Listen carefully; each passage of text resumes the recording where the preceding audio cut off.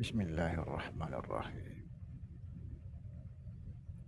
Assalamualaikum warahmatullahi wabarakatuh. Saudara-saudara, jumpa lagi dengan saya Samsudin Al-Hafiz di channel Ma'rifat Tasawuf.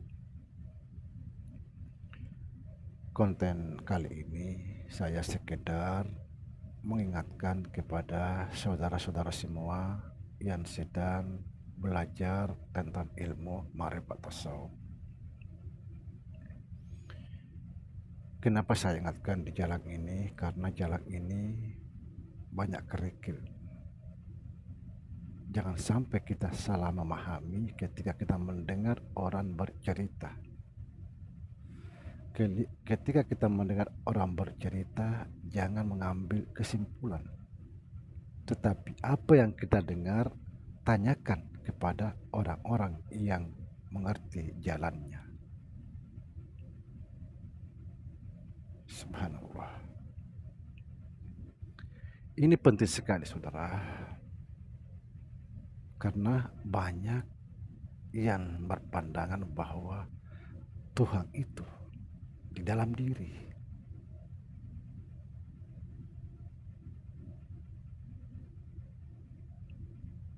Tuhan itu tidak bertempat.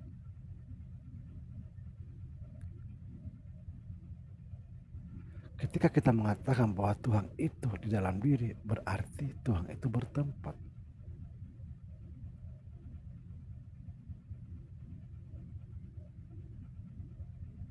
Jangan pernah berpandangan, berfaham, berpikir bahwa Tuhan itu di dalam diri. Saudara,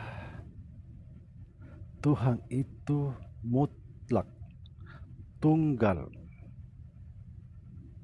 Tuhan itu berdiri sendiri. Ini yang harus kita pahami. Apa sih makna berdiri sendiri?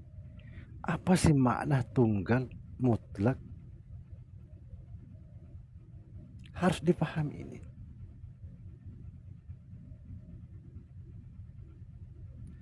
Tuhan berdiri sendiri, artinya Tuhan itu tidak bersandar kepada sesuatu.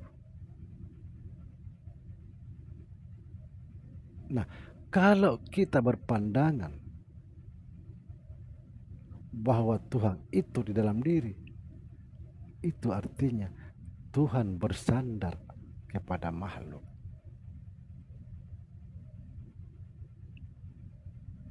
Kemudian kalau kita berpandangan bahwa Tuhan itu di dalam diri, berarti tidak mutlak. Ada dua.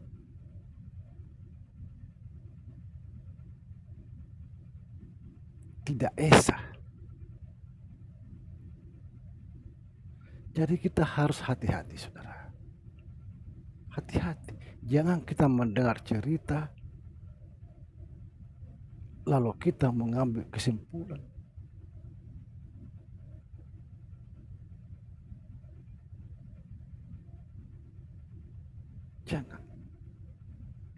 Jangan berpandangan kita ini berjiwa lalu kita menganggap Tuhan dalam diri.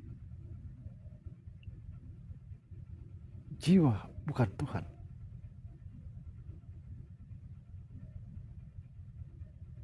Jangan kita menganggap bahwa kita ini punya roh lalu menganggap Tuhan itu dalam diri. Roh bukan Tuhan.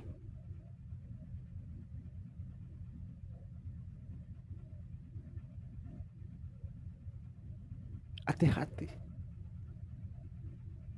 Kalau kita berpandangan bahwa jiwa itu adalah Tuhan, kenapa Tuhan mengatakan, wahai jiwa-jiwa yang tenang, kembalilah kepada Tuhan?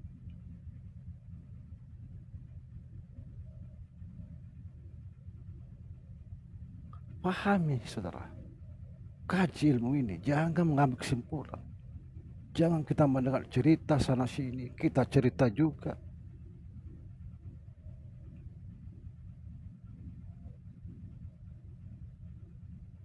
Jangan. Kalau kita berpandangan Tuhan dalam diri, berarti Tuhan bertempat, bersandar.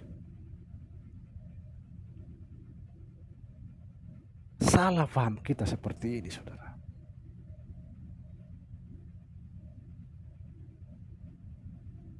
Belajar. Banyak yang ulama kita pintar, banyak.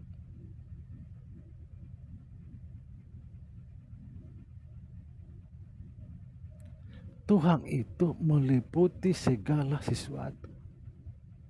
Bukan di dalam diri. Bukan monopoli. Tapi meliputi segala sesuatu. Itulah sebabnya saya katakan,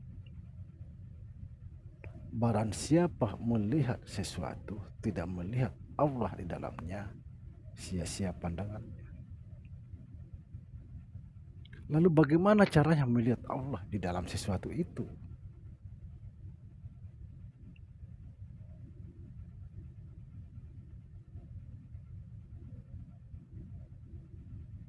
Bagaimana caranya? Ini ada rahasianya. Seperti contoh, bagaimana supaya kita bisa melihat Allah pada diri?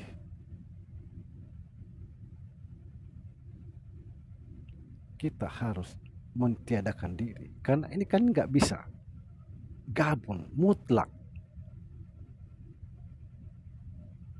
Dia tunggal.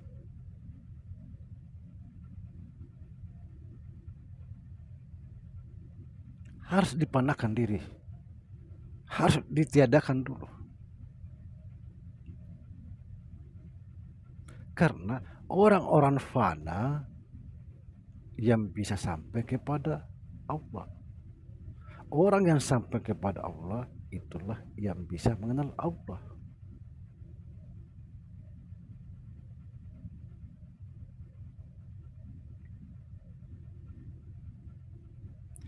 Bagaimana cara melihat Allah di dalam segala sesuatu? Panakan segala sesuatu itu dulu. Kalau segala sesuatu itu sudah tidak ada kecuali Allah saja yang ada, pasti kamu melihat.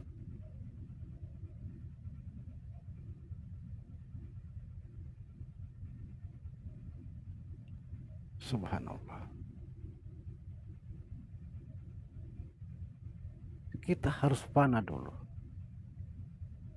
Tapi yang sebenarnya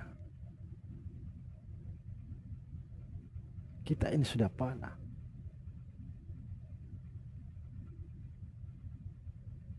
Sudah fana kita ini. Pertama kita lahir ke dunia ini, kita sudah fana.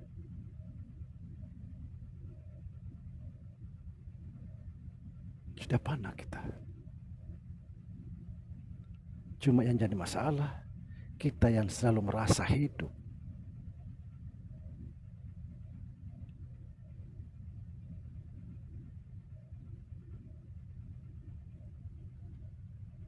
Sekali lagi saya menjelaskan, jangan pernah berpandangan bahwa Tuhan itu di dalam diri. Jangan.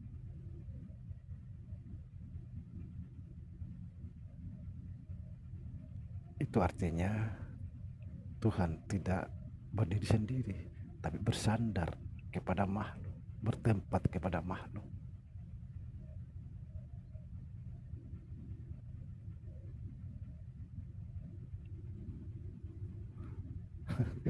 Hati-hati kita, saudara, karena ini kan perjalanan luar biasa. Kalau kita hanya meramal, mendengar orang bercerita kita ramal ini nih, wah, bisa sesat kita. Demikian, saudara, semoga bisa difahami. Saya ingatkan lagi, hati-hati, belajar dan belajar. Assalamualaikum warahmatullahi wabarakatuh.